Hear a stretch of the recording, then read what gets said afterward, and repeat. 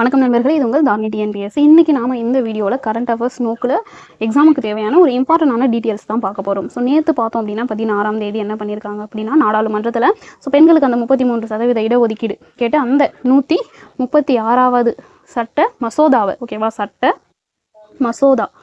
சட்ட மசோதாவை தாக்கல் பண்ணியிருக்காங்க. ஓகேவா? ஸோ இதை என்ன பண்ணுறாங்க அப்படின்னா நம்ம தெற்கு சைடு, அதாவது தமிழ்நாடு, கேரளா, இவங்களாம் இதை எதிர்க்கிறாங்க. ஸோ இது இப்போ ஒரு பேசுபொருளாக போயிட்டுருக்கு. ஸோ இந்த பெண்களுக்கும் 33% இடஒதுக்கீடு கொடுக்குறதே எதிர்க்கிறாங்க. ஏன் எதிர்க்கிறாங்க? ஸோ அது தவறு தானே அப்படின்னு ஒரு சில பேர் சொல்லிட்டு இருக்காங்க. அதே சமயம் தொகுதி வரையறை செய்கிறது நல்லதா கெட்டதா அப்படிங்கிறதும் நிறைய பேருக்கு தெரியலை. ஸோ அது செய்யலாம் அப்படின்னு சொல்லிட்டு ஒரு தரப்பில் சொல்லிட்டு இருக்காங்க. அதே சமயம் நம்ம சைடில் தமிழ்நாடு கவர்மெண்ட்டில் என்ன பண்ணுறாங்க அப்படின்னா, இல்லை அதை கண்டிப்பாக செய்யக்கூடாது அப்படின்னு சொல்கிறாங்க. ஸோ இது பண்ணலாமா வேணாமா, ஸோ எதனால் இதை வேண்டாம் அப்படின்னு சொல்கிறாங்க. ஸோ அப்படிங்கிறத தேர்வு நோக்கில் நம்ம இன்றைக்கி இந்த வீடியோவில் பார்க்கலாம்.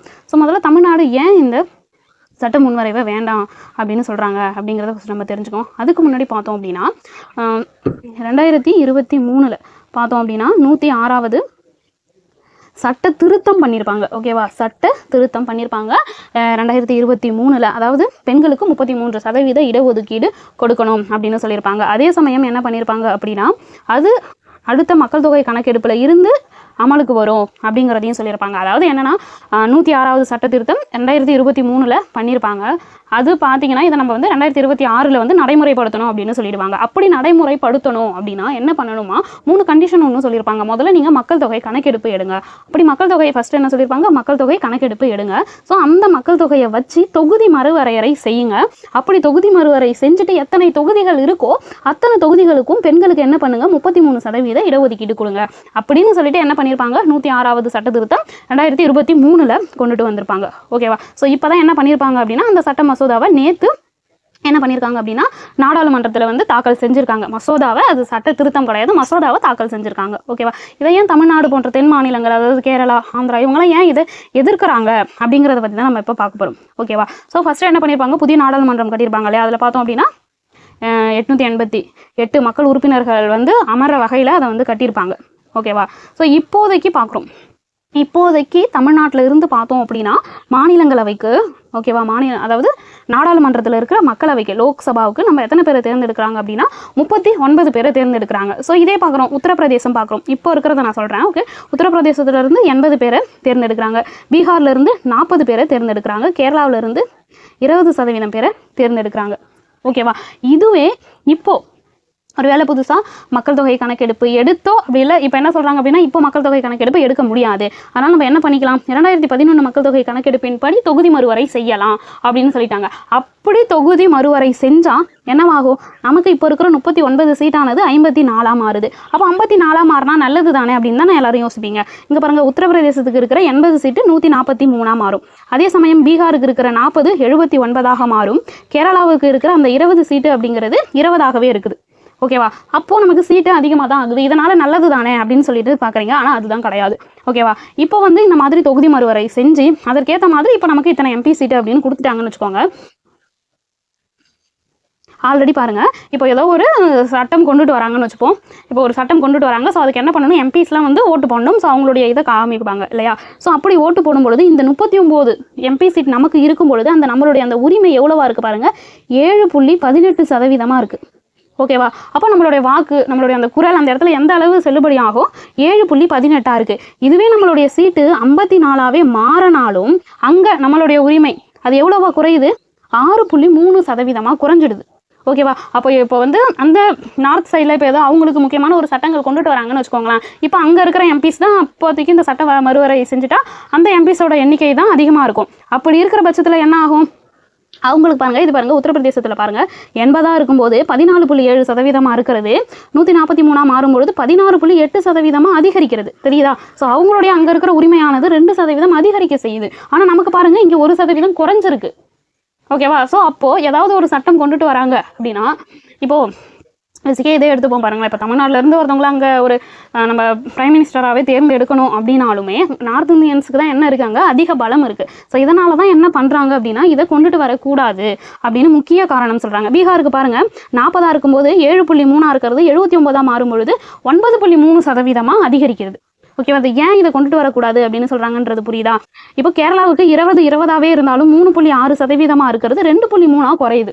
அப்போ அங்கே நம்மளுடைய மதிப்பு, அந்த வாக்களிக்கிற தன்மை, இந்த தென் மாவட்டங்கள், அதாவது தெற்கு சைடில் இருக்கிற அந்த மாநிலத்தங்களுடைய அந்த இது எல்லாமே என்ன ஆகுது அங்கே அப்படின்னா குறைஞ்சு போயிடும். இப்போ எம்பி சீட்டே அதிகமானாலும் சரி, அங்கே நம்மளுடைய உரிமைகள், இந்த ஓட்டளிக்கிற விகிதமாகட்டும் எல்லாமே என்ன ஆகுது, குறைஞ்சு போயிடுது.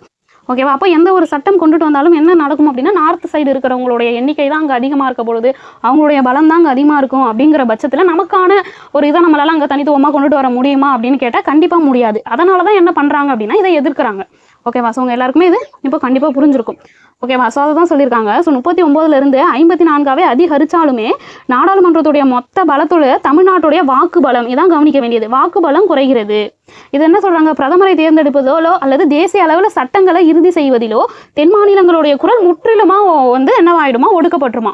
ஓகே, அவங்க எல்லாருக்கும் புரியுதா? ஸோ என்னதான் நம்ம சீட்ஸ் அதிகமானாலுமே சரி, அந்த வாக்கு பலம் அப்படிங்கிறது கண்டிப்பாக இங்கே வந்து குறைஞ்சு போயிடும். ஸோ அதனால தான் என்ன சொல்கிறாங்க அப்படின்னா இந்த இது வந்து வேண்டாம் அப்படின்னு சொல்கிறாங்க. ஓகேவா? ஸோ இதிலே வந்து இன்னொன்று பார்ப்போம். ஸோ இந்தியாவுடைய இப்போ மொத்த உள்நாட்டு உற்பத்தி அப்படின்னு பார்க்கும்பொழுது நேர்முக வரியாக இருக்கட்டும், மறைமுக வரியாக இருக்கட்டும், இதெல்லாம் பார்த்தோம் அப்படின்னா தமிழ்நாடு, மகாராஷ்டிரா, கர்நாடகா, குஜராத் போன்ற மாநிலங்கள் தான் என்ன பண்ணுது, பெரிய பங்களிப்பு வழங்குது. ஓகேவா? குஜராத், தமிழ்நாடு, மகாராஷ்டிரா, கர்நாடகா. ஆனால் நிதிக்குழு நிதி பகிர்வு இருக்கு இல்லையா, மாநிலங்களுக்கு நிதி பகிர்வு கொடுப்பாங்க. அப்படி குறிக்கும் பொழுது மக்கள் தொகை அடிப்படையில் தான் என்ன பண்ணுறாங்க, நிதி பகிர்வை ஒதுக்கீடு செய்கிறாங்க. இதையும் ஏன் எதிர்க்கிறாங்க அப்படின்னா 1970-80 காலகட்டங்கள்லாம் என்ன பண்ணியிருப்பாங்க அப்படின்னா மக்கள் தொகையை வந்து குறைக்கணும், மக்கள் தொகை அதிகமாகுது அப்படிங்கிறதுக்காக என்ன பண்ணியிருப்பாங்க அப்படின்னா அந்த மக்கள் தொகையை குறைக்கிறதுக்காக நிறைய கட்டுப்பாடுகள்லாம் கொண்டுட்டு வந்திருப்பாங்க, நிறைய சட்டங்கள்லாம் கொண்டு வந்திருப்பாங்க.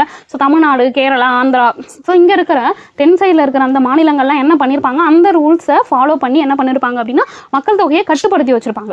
ஓகேவா? அதனால என்ன பண்ணியிருக்கோம், நம்ம தென் மாநிலங்கள் சைடில் மக்கள் தொகையானது கட்டுப்பாட்டில் இருந்திருக்கும். ஸோ அதனால தான் இப்போ நார்த்தன் சைடோட கம்பேர் பண்ணும்பொழுது நம்ம சைடில் என்ன பண்ணுறாங்க, மக்கள் தொகை வந்து கம்மியாக இருக்கும். ஆனால் அவங்க என்ன பண்ணியிருக்காங்க, அதை அவங்க ஃபாலோ பண்ணலை. அதனால் அவங்க மக்கள் தொகை அதிகமாக இருக்குது. ஸோ சென்ட்ரல் கவர்மெண்ட் சொன்னதை கேட்டு நம்ம ஃபாலோ பண்ணி நம்ம கரெக்டாக செஞ்சுட்டு வந்திருக்கோம்.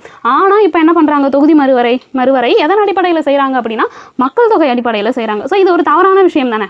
ஸோ அவங்க சொன்னதை நம்ம ஃபாலோ பண்ணி தான் இங்கே மக்கள் தொகை கட்டுப்பாட்டில் வச்சுருக்காங்க. அவங்க அதை ஃபாலோ பண்ணலை. ஸோ அதனால் என்ன பண்ணியிருக்கு, அங்கே பார்த்தோம் அப்படின்னா மக்கள் தொகை அதிகமாக இருக்குது. ஆனால் இப்போ என்ன பண்ணுறாங்க, மக்கள் தொகை அடிப்படையில் தொகுதி மறுவரை செய்கிறாங்க. இது வந்து கண்டிப்பாக ஒரு தவறான விஷயம் தானே.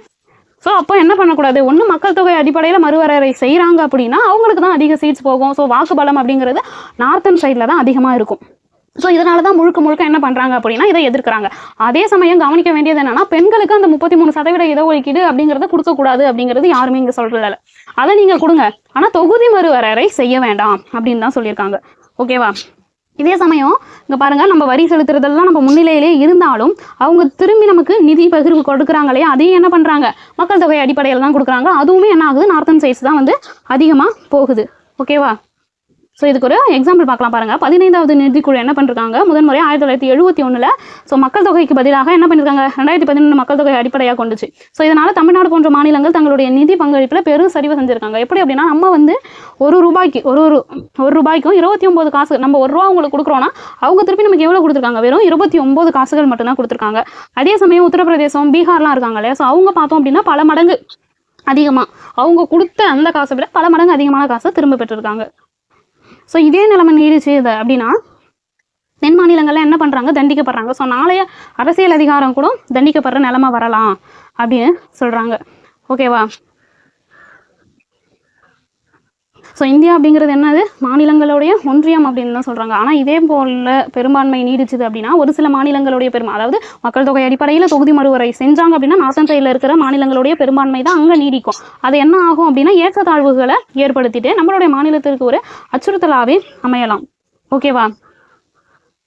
ஸோ இதுக்கு முன்னாடி எப்பப்பெல்லாம் வந்து பெண்களுக்கு இடஒதுக்கீடு கொண்டு வந்திருக்காங்க, தொகுதி மறுவரையெல்லாம் எப்போல்லாம் செய்யலாம்னு சொன்னாங்க அப்படிங்கிறத சார்பாகவும் நம்ம வந்து இதில் பார்த்துடலாம்.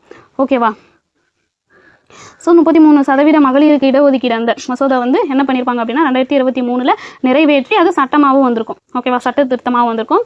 அதாவது 106வது சட்ட திருத்தம். ஓகேவா? 33% மகளிர் இடஒதுக்கீடு மசோதா எப்போ 2023, இது வந்து 6வது சட்ட திருத்தத்தில் கொண்டு வந்திருப்பாங்க. ஸோ முக்கிய சுருக்கம் என்ன அப்படின்னா இந்த சட்டத்தோடைய பேர் நாரி சக்தி வந்தன் அதிநியம் அப்படின்னு சொல்கிறாங்க. சட்ட திருத்த நாள் 106வது சட்ட திருத்தம். ஓகேவா, 2023 கொண்டு வந்திருப்பாங்க. இது எத்தனாவது மசோதா அப்படின்னா 128வது மசோதா. ஸோ எல்லா மசோதாவும் சட்டமாக மாறணும் அப்படிங்கிறது அவசியம் கிடையாது. ஓகேவா, இது 128வது மசோதா. அதே சமயம் 106வது அரசியலமைப்பு சட்ட திருத்தமாகவும் இருந்திருக்கும். அடுத்த மக்கள் தொகை கணக்கெடுப்பு மற்றும் தொகுதி மறுவரைக்கு பிறகு அது வந்து அமலுக்கு வரும். அதாவது 2026 அமலுக்கு வரும் அப்படின்னு சொல்லியிருப்பாங்க. ஸோ மகளிருக்கு இடஒதுக்கீடு எப்பெல்லாம் செஞ்சிருக்காங்க அப்படிங்கிறத பார்க்கலாம். ஃபர்ஸ்ட் என்ன பண்ணியிருக்காங்க, 1971 இந்தியாவில் பெண்களுடைய நிலை குறித்து ஆராய்ஞ்சு என்ன பண்ணியிருக்காங்க, ஒரு அறிக்கை சமர்ப்பிச்சிருப்பாங்க. அந்த அறிக்கையில் என்ன பண்ணியிருப்பாங்க அப்படின்னா அரசியல் பிரதிநிதித்துவம் குறித்து அவங்க வந்து எதுவுமே பேசியிருக்க மாட்டாங்க. அதுக்கடுத்து பார்த்தோம் அப்படின்னா 74வது சட்ட திருத்தம் 1992 பஞ்சாயத்து ராஜ் மற்றும் நகராட்சி உள்ளாட்சி அமைப்பு இருக்கு இல்லையா, அதில் என்ன பண்ணியிருப்பாங்க அப்படின்னா பெண்களுக்கு 33% இடஒதுக்கீடு வழங்கியிருப்பாங்க. அதாவது ராஜீவ்காந்தி மற்றும் PV நரசிம்மராவ் அவங்களுடைய ஆட்சி காலத்தில் கொண்டு வந்திருப்பாங்க. நெக்ஸ்ட் 1926 அதாவது 89வது திருத்த மசோதா தேவகவுட தலைமையில் என்ன பண்ணியிருப்பாங்க, ஐக்கிய முன்னணி அரசு முதல்ல என்ன பண்ணியிருப்பாங்க அப்படின்னா நாடாளுமன்றத்திலையும் சட்டமன்றத்திலையும் சரி, இது உள்ளாட்சி அமைப்பில் ஃபர்ஸ்ட் பார்த்தது 1992. இது வந்து பஞ்சாயத்து ராஜ்ல. ஆனால் 1996 நாடாளுமன்றத்திலையும் சட்டமன்றத்திலையும் என்ன பண்ணணும், பெண்களுக்கு 33% இடஒதுக்கீடு வழங்கணும் அப்படின்னு சொல்லிட்டு தாக்கல் செஞ்சிருப்பாங்க. ஆனால் அதுக்கப்புறம் என்ன பண்ணியிருப்பாங்க அப்படின்னா அந்த மசோதாவை வந்து நிறைவேற்றாமல் அப்படியே கிடப்பில் போட்டாங்க. ஓகே, அதுமாதிரி 1998, 99, 2003 அடல் பிஹாரி வாஜ்பாய் தலைமையில் தேசிய ஜனநாயக கூட்டணி என்ன பண்ணியிருப்பாங்க அப்படின்னா பல முறை இந்த மசோதாவை தாக்கல் செஞ்சு என்ன பண்ணியிருப்பாங்க, எதிர்கட்சியோட எதிர்ப்பாலாம் அது வந்து நடக்காம போயிருக்கும். 2008, 2010 108வது சட்ட திருத்த மசோதாவில் என்ன பண்ணியிருப்பாங்க, மன்மோகன் சிங் உத்தரப்பிரதேச அரசு 2010 மாநிலங்களவையில் இதை என்ன பண்ணிட்டாங்க, வெற்றிகரமாக நிறைவேற்றிட்டாங்க. ஆனால் மக்களவையில் நிறைவேறினா தானே அது சட்டமாக கொண்டுட்டு வர முடியும். இப்போ 2010 என்ன பண்ணிட்டாங்க, வெற்றிகரமாக நிறைவேற்றிட்டாங்க. ஆனால் மக்களவையில் அது விவாதத்துக்கு எடுத்துக்கொள்ளப்படலை. 2014, 15வது மக்களவை கலைக்கப்பட்டதால என்ன பண்ணிடுச்சு, அந்த டைம் முடிஞ்சு அதை அப்படியே கிடப்பில் போட்டாங்க, காலாவதி ஆயிடுச்சு. அதே சமயம் பார்த்தோம் அப்படின்னா செப்டம்பர் 2023 தான் புதிய முதல் மசோதாவை இது அறிமுகப்படுத்தி அதே சமயம் வரலாற்று சிறப்பு மிக்க ஆதரவுடன் என்ன பண்ணாங்க அப்படின்னா மக்களவையில் நிறைவேற்றினாங்க. ஸோ அதுக்கப்புறம் தான் என்ன பண்ணாங்க, 2026 இது நடைமுறைக்கு வரும் அப்படின்னு சொல்லியிருப்பாங்க. 106வது அரசியலமைப்பு சட்டத்திட்டம் அதோடைய முக்கிய கூறுகள் என்ன அப்படின்னா, ஸோ விதி 330 என்ன சொல்லுது அப்படின்னா மக்களவையில் பெண்களுக்கு இடஒதுக்கீடு, அதில் பார்த்தோம் அப்படின்னா அதுக்குள்ளேயும் SC/ST பெண்களுக்கான உள் ஒதுக்கீடு இதில் வந்து அடங்கும் அப்படின்னு விதி. அதாவது ஆர்டிகல் 330 சொல்லுது. அதே மாதிரி ஆர்டிகல் 332 என்ன சொல்லுது, மாநில சட்டமன்றங்களில் பெண்களுக்கு இடஒதுக்கீடு, மாநில சட்டமன்றங்களில் இடஒதுக்கீடு பற்றி 332 சொல்லுது. அதே சமயம் 329 என்ன சொல்லுது, டெல்லி தேசிய தலைநகர் பகுதிகளில் சட்டமன்றத்தில் பெண்களுக்கான இடஒதுக்கீடு பற்றி 239 சொல்லுது. 234 என்ன சொல்லுது, இந்த இடஒதுக்கீடு எப்பொழுது நடைமுறைக்கு வரும் மற்றும் எப்பொழுது முடிவடையும் அப்படிங்கிறத பற்றி வரையறை செய்யறது தான் ஆர்டிகல் 334 ஓகேவா. இதோடைய முக்கிய அம்சம் என்ன அப்படின்னா செங்குத்து மற்றும் கிடைமட்ட ஒதுக்கீடு. அதாவது தாழ்த்தப்பட்ட பெண்கள், பழங்குடியினர் மக்களுக்கு ஒதுக்கப்பட்ட தொகுதிகளுக்கும் பெண்களுக்கு என்ன பண்ணுது, அந்த தொகுதிகளிலுமே பெண்களுக்கு 3 ஒரு பங்கு 33% இடஒதுக்கீடு இருக்கு. அதே சமயம் சுழற்சி முறையில் ஒவ்வொரு தொகுதியிலும் மறுவரைக்கு பின்னாடி பெண்களுக்கான தொகுதிகள் சுழற்சி முறையில் மாற்றி அமைக்கலாம். ஸோ எந்த தொகுதிகளை வேணால் மாற்றி கொடுக்கலாம். ஸோ பதவி காலம் பார்க்குறாங்க. ஸோ இந்த இடஒதுக்கீட்டில் சட்டம் அமலுக்கு வந்த நாளில் இருந்து 15 ஆண்டுகளுக்கு மட்டுமே செயல்பாட்டில் இருக்கும். ஸோ இந்த சட்டம் வந்து தொடர்ந்து 15 ஆண்டுகள் செயல்பாட்டில் இருக்கும். நாடாளுமன்றம் விரும்பினால் என்ன பண்ணலாம், அதை நீட்டிக்கலாம், அப்படி இல்லைன்னா நிறுத்தி வைக்கலாம். ஸோ தொகுதி மறுவரையுடைய அடிப்படை சித்தாந்தங்கள்லாம் என்ன அப்படிங்கிறத தான் இப்போ பார்க்க போகிறோம். ஓகேவா. ஸோ அரசியலமைப்பு விதிகள் ஆர்டிகல் 82. ஸோ ஒவ்வொரு மக்களவை கணக்கெடுப்பிற்கு பிறகு நாடாளுமன்றம் ஒரு மறுவரை சட்டத்தை இயற்றும். அதன்படி மத்திய அரசு ஒரு மறுவரையறை ஆணையத்தையும் அமைக்கும் அப்படின்னு சொல்கிறாங்க. ஓகேவா. இப்போ வந்து தொகுதி மறுவரை செய்கிறாங்க அப்படின்னா அதுக்கு வந்து ஒரு தொகுதி மறுவரை ஆணையம் அமைப்பாங்க. ஓகேவா. ஸோ அந்த ஆணையம் அமைச்சு அதன் அடிப்படையில் தான் ஒரு தொகுதியை 2ஆக பிரிக்கலாம். இல்லை சின்னதாக இருக்குது அப்படின்னா 2 தொகுதிகள் ஒன்றா சேர்த்து ஒரே தொகுதியாக மாற்றலாம். ஸோ எப்படி வேணால் செய்யலாம். ஸோ ஆனால் என்ன பண்ணுவாங்க, அதுக்கு ஒரு ஆணையம் அமைப்பாங்க. ஸோ ஆர்டிகல் 170 என்ன சொல்லுது, மாநிலங்களில் சட்டமன்ற தொகுதிகள் மக்கள் தொகைக்கு ஏற்ப பிரிக்கப்படுமா. ஓகேவா. ஸோ மக்கள் தொகைக்கு ஏற்ப தான் பிரிக்கப்படும் அப்படின்னு சொல்லிட்டாங்க. ஸோ மறுவரையறை செய்யணும் அப்படின்னா என்ன பண்ணணும், மறுவரையறை ஆணையம் ஒன்று அமைக்கணும். அப்படி மறுவரையறை ஆணையம் அமைக்கிறாங்க அப்படின்னா அது வந்து ஒரு வலிமையான சட்டப்பூர்வ அமைப்பாக இருக்கும். ஸோ அது கொண்டுட்டு வர அந்த சட்டமானது இந்த ஆணையத்தின் முடிவுகளை எந்த நீதிமன்றத்தாலும் என்ன பண்ண முடியாது, கேள்வி கேட்கவே முடியாது. அவங்க வந்து ஒரு முடிவு சொல்லிட்டாங்க அப்படின்னா அந்த முடிவை எல்லாரும் ஏற்றுக்கிட்டு தான் ஆகணுமா. எந்த நீதிமன்றத்தாலும் அதை கேள்வி கேட்க முடியாது. இதில் பார்த்தோம் அப்படின்னா உச்சநீதிமன்றத்துடைய ஓய்வு பெற்ற நீதிபதி இதுக்கு தலைவராக இருக்கிறாரு. இந்திய தலைமை தேர்தல் ஆணையர் இதில் வந்து ஒரு உறுப்பினராக இருக்கிறாரு. சம்மந்தப்பட்ட மாநிலத்துடைய தேர்தல் ஆணையர்களும் என்ன பண்ணுறாங்க அப்படின்னா இதில் உறுப்பினர்களாக இருக்கிறாங்க. யார் தலைவராக இருக்கா, உச்சநீதிமன்றத்துடைய ஓய்வு பெற்ற நீதிபதி தான் மறுவரை ஆணையத்துடைய தலைவராக இருக்கிறாங்க. ஸோ இந்தியாவில் இதுக்கு முன்னாடியெல்லாம் என்ன தொகுதி மறுவரை எப்பெல்லாம் நடந்திருக்கு அப்படிங்கிறத பற்றி பார்க்கலாம். ஸோ 4 முறை மட்டுமே தொகுதி மறுவரையானது ஆணையங்கள் அமைக்கப்பட்டிருக்கு. ஓகேவா. ஃபர்ஸ்ட் பார்த்தோம் அப்படின்னா 1952 1951 மக்கள் தொகை கணக்கெடுப்புடைய அடிப்படையில் 1963 நடந்திருக்கு 61 மக்கள் தொகை கணக்கெடுப்பின்படி, 73 நடந்திருக்கு 71 மக்கள் தொகை கணக்கெடுப்பின்படி, 2002 நடந்திருக்கு 2001 மக்கள் தொகை கணக்கெடுப்பின்படி. ஓகேவா, 52 நடந்திருக்கு 63, 73, 2002. இதே சமயம் 1976 தொகுதி மறுவரை வந்து முடக்கப்பட்டிருக்கு. ஓகேவா, ஏன் 1970 என்ன பண்ணியிருக்காங்க அப்படின்னா மக்கள் தொகை பெருக்கம் வந்து ஒரு பெரும் பிரச்சனையாக உருவெடுத்திருக்கு. ஏன் அப்படின்னா பிரதமர் இந்திரா காந்தி தலைமையிலான அரசு கடுமையான குடும்ப கட்டுப்பாடு திட்டங்கள்லாம் வந்து என்ன பண்ணியிருப்பாங்க, அப்போ தான் அமல்படுத்தியிருப்பாங்க. அதை தான் சொன்னேன், நம்மளுடைய தெற்கு சைடில் வந்து அதை வந்து நல்லா ஃபாலோ பண்ணி என்ன பண்ணியிருப்பாங்க அப்படின்னா மக்கள் தொகை வந்து கட்டுப்படுத்தியிருப்பாங்க. பாருங்க, தமிழ்நாடு, கேரளா, ஆந்திரா, கர்நாடகா போன்ற தென் மாநிலங்களில் இந்த திட்டத்தை சிறப்பாக செயல்படுத்தி மக்கள் தொகையை கட்டுப்படுத்தினாங்க. ஆனால் அதே சமயம் பாருங்க, யூபி அதாவது உத்தரப்பிரதேசம், பீகார், மத்திய பிரதேசம் போன்ற வட மாநிலங்களில் என்ன பண்ணலை அப்படின்னா அங்கே மக்கள் தொகையை கட்டுப்படுத்த முடியல. ஸோ அங்கே மக்கள் தொகை வேகமாக வளர்ந்துச்சு. அப்போ நம்ம சைடு தெற்கு சைடு குறைஞ்சப்போ நார்த் சைடு என்ன பண்ணியிருக்கு, வடக்கு சைடில் வந்து மக்கள் தொகை அதிகமாக இருக்குது. ஸோ இந்த டைமில் தொகுதி மறுவரை செஞ்சோம் அப்படின்னா அவங்களுக்கு அதிக சீட்ஸ் கொடுக்க வேண்டியிருக்கும். ஏதாவது ஒன்று கொண்டுட்டு வராங்கன்னா அவங்களுடைய வாக்குபலம் தான் வந்து நாடாளுமன்றத்தில் ஓங்கி நிற்கும். ஸோ அதனால் இந்த பிரச்சனையினால என்ன பண்ணியிருக்காங்க, 1976 இந்திரா காந்தி இருக்கும் பொழுதே இந்த மறுவரை சட்டத்தை முடக்கி வச்சிருக்காங்க. ஸோ ஆர்டிகல் 82 படி மக்கள் தொகைக்கு ஏற்பதான் வந்து பிரிக்கணும். ஸோ மக்கள் தொகை வந்து குறைந்த தென் மாநிலங்களில் நாடாளுமன்ற இடங்கள் வந்து குறையும். ஸோ வட மாநிலங்களில் அதிகரிக்கும். ஸோ இது சிறப்பாக பட்டவர்களுக்கு வழங்கப்படும் ஒரு தண்டனையாக இருக்கும் இல்லையா. ஸோ சென்ட்ரல் கவர்மெண்ட் சொல்கிறத கேட்டு நடந்த ஸ்டேட்ஸுக்குலாம் என்னவா இருக்கும், இது ஒரு தண்டனையாக இருக்கும். ஸோ இப்பயுமே இது நடக்கிற போல தான் இருக்குது. ஓகேவா, ஸோ இதை நான் தவிர்க்கிறதுக்காக தான் என்ன பண்ணாங்க அப்படின்னா 42வது அரசியலமைப்பு சட்டத்திருத்தம் 1976 கொண்டு வரப்பட்டு தொகுதி மறுவரையானது 2021 ஆண்டு வரைக்கும் முடக்கி வச்சிட்டாங்க. 2001 வரைக்கும் முடக்கி வச்சிட்டாங்க. ஸோ அதுக்கப்புறம் நம்ம வந்து தொகுதி மறுவரை பற்றி பேசிக்கலாம் அப்படின்னு சொல்லிட்டு மாற்றி வச்சுட்டாங்க. ஓகேவா, ஸோ அது எப்படி தொகுதி மறுவரை வந்து அவங்க என்ன சொல்லிட்டாங்க, இந்திரா காந்தி அம்மையார் பீரியடில் வந்து 2001 அப்புறம் பார்த்துக்கோங்கன்னு சொல்லிட்டாங்க. ஆனால் அதுக்கடுத்தும் செய்யலை. ஓகேவா, இப்போ 2026 வரைக்கும் எப்படி அது தள்ளி வந்தது அப்படிங்கிறத பார்க்கலாம். ஸோ 84வது சட்ட திருத்தம், அதாவது 2026 வரை முடக்கம் எப்படி நீட்டுச்சுது, அதாவது 2021 நெருங்கிய போது மீண்டும் அதே பிரச்சனை தான் இருந்தது. ஓகேவா, அப்பயுமே வட மாநிலங்களுக்கும் தென் மாநிலங்களுக்கும் இடையே வந்து மக்கள் தொகை வளர்ச்சி விதத்தில் பெரும் ஏற்றத்தாழ்வு இருந்திருக்கு. ஓகேவா, ஸோ அதனால் அடல் பிஹாரி வாஜ்பாய் என்ன பண்ணுறாரு, 84வது திருத்த சட்டத்தை 2001 கொண்டுட்டு வந்து முடக்கத்தை மேலும் 25 ஆண்டுகளுக்கு அதிகரித்து 2026 ஆண்டு வரை என்ன பண்ணிட்டாரு, நீட்டிச்சிட்டாரு. அப்போ நீங்கள் 2026 அப்புறம் தொகுதி மறுவரை செஞ்சுக்கோங்க அப்படின்னு சொல்லிட்டு அடல் பிஹாரி வாஜ்பாய் என்ன பண்ணிட்டாரு, 84வது சட்ட திருத்தத்தை கொண்டு வந்திருக்காரு. ஆனால் இப்போ வரையுமே பார்த்தோம் அப்படின்னா நம்ம சைடில் மக்கள் தொகை கம்மியாக தான் இருக்குது, அங்கே மக்கள் தொகை அதிகமாக தான் இருக்குது. ஓகேவா, ஸோ நம்ம என்ன வந்து வடக்குக்கும் தெற்குக்கும் முரண்பாடு இருக்குது அப்படின்னா,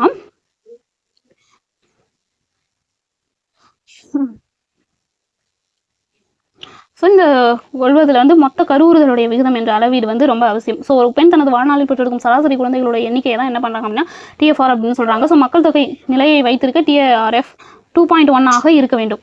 ஓகேவா, மக்கள் தொகையை நிலையாக நம்ம வச்சிருக்கணும். ஸோ அவங்க சென்ட்ரல் கவர்மெண்ட் சொல்கிறாங்க இல்லையா, ஸோ அதற்கு நிலையாக வச்சிருக்கணும் அப்படின்னா இந்த TRF ரேட் அப்படிங்கிறது, அதாவது டோட்டல் ஃபெர்டிலிட்டி ரேட் அப்படிங்கிறது 2.1 தான் இருக்கணும்.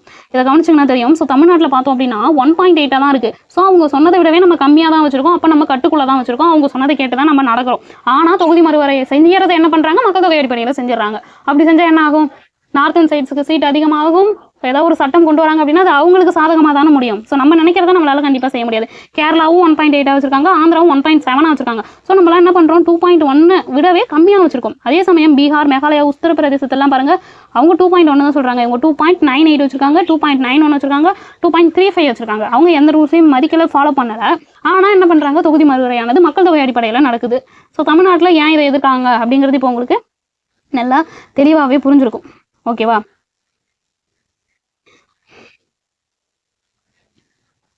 ஸோ தமிழ்நாடு என்ன சொல்கிறாங்க அப்படின்னா பெண்களுக்கான அந்த தொகுதி வந்து 33% இடஒதுக்கீட்டை எதிர்க்கலை. பெண்களுக்கு இடஒதுக்கீடு அப்படிங்கிறதுக்கு எங்களுக்கு வேண்டும். அதை உடனடியாக இப்போ இருக்குது இல்லையா 543 இடங்கள், அதை வச்சு அமல்படுத்துங்க. ஏன் நீங்கள் தொகுதி மறுவரை செய்கிறீங்க, அதை சாக்கா வச்சு தொகுதி மறுவரை செஞ்சீங்க அப்படின்னா நாங்கள் தான் பாதிக்கப்படுவோம் அப்படிங்கிறதான் அவங்க சொல்கிறாங்க. ஓகேவா, அப்போ என்ன பண்ணால் இது சரி பண்ணலாம் அப்படின்னு பார்த்தோம்னா அமெரிக்காலாம் இருக்கு இல்லையா. ஸோ அமெரிக்காலாம் பார்த்தோம் அப்படின்னா மாநிலங்கள் எவ்வளோ பெருசாக இருந்தாலும் சரி, எவ்வளோ மக்கள் தொகை இருந்தாலும் சரி, எவ்வளோ குறைவாக மக்கள் தொகை இருந்தாலும் சரி, என்னன்னா ஒவ்வொரு மாநிலத்துக்கும் ஈக்குவலாக MP சீட்ஸ் இருக்கும். அதாவது சமமாக 2 இடங்களே வழங்கப்பட்டிருக்கும். ஸோ இந்த மாதிரி எல்லா மாநிலத்துக்குமே நம்ம ஈக்குவலாக பண்ணிட்டோம் அப்படின்னா இங்கே பிரச்சனை வராது இல்லையா. ஸோ இந்த மெத்தடை கையாண்டாங்க அப்படின்னா என்ன பண்ணலாம், நம்ம வந்து இதை வந்து தடுக்க முடியும். ஓகேவா, ஸோ விகிதாச்சாரத்தை பராமரி, அதாவது 1971 எந்த மாநிலத்திற்கு என்ன சதவீத இடங்கள் நாடாளுமன்றத்தில் இருந்ததோ மொத்த இடங்கள் 850 உயர்ந்தாலும் அதாவது அதே சதவீதத்தில் கொடுங்க. அப்போ அவங்களுக்கு 50% நமக்கு 50 அந்த மாதிரி சொல்கிறாங்க. ஓகேவா, அந்த மாதிரி நீங்கள் வந்து திருத்தம் கொண்டுட்டு வாங்க. அப்படி இல்லையா, தொகுதியை பிரிக்கும் பொழுது மக்கள் தொகையை மட்டும் நீங்கள் கணக்கில் எடுத்துக்கிறீங்க, 100% மக்கள் தொகையை மட்டுமே கணக்கில் எடுத்துக்காம மாநிலங்களுடைய அந்த கல்வி வளர்ச்சி, சுகாதாரம், பொருளாதார பங்களிப்பு, குடும்ப கட்டுப்பாடோட இலக்குகள் அவங்க தானே பண்ண சொன்னாங்க. ஸோ அதெல்லாம் நீங்கள் என்ன பண்ணுங்க அப்படின்னா வச்சு அதன் அடிப்படையில் கொடுங்க, தொகுதி மறுவரை செய்யலாம். இப்போ வந்து மகளிருக்கு இடஒதுக்கீடு வந்து தரதை எதிர்க்கிறாங்க அப்படிங்கிற பேச்சு இருக்கு இல்லையா, அதுக்கு என்ன சொல்கிறாங்க, தொகுதி வரையறை என்ற நிபந்தனையை நீக்கிட்டு 2024 அப்படி இல்லைனா அடுத்து வரும் எந்த ஒரு தேர்தலையிலும் இப்போ இருக்கிற அந்த 543 அந்த 800 சில்லற சீட்ஸ் போகாமல் இப்போ இருக்கிற 543 சில்லற தொகுதிகளிலே என்ன பண்ணுங்க, பெண்களுக்கு 33% இடஒதுக்கீடு வழங்கலாம்ல. அதாவது பஞ்சாயத்து ராஜ் அமைப்பில் செயல்படுத்தினாங்க இல்லையா, ஸோ அதன் அடிப்படையில் வழங்கலாம். ஸோ அப்படி வழங்கினா என்னது பிரச்சனை வராதுல்ல அப்படின்லாம் சொல்லிட்டு இருக்காங்க. ஸோ ஏன் இதை சைடு இருக்க தென் மாநிலங்கள்லாம் இந்த தொகுதி மறுவரையை எதிர்க்கிறாங்க அப்படிங்கிறது உங்களுக்கு இப்போ தெளிவாக புரிஞ்சிருக்கும்.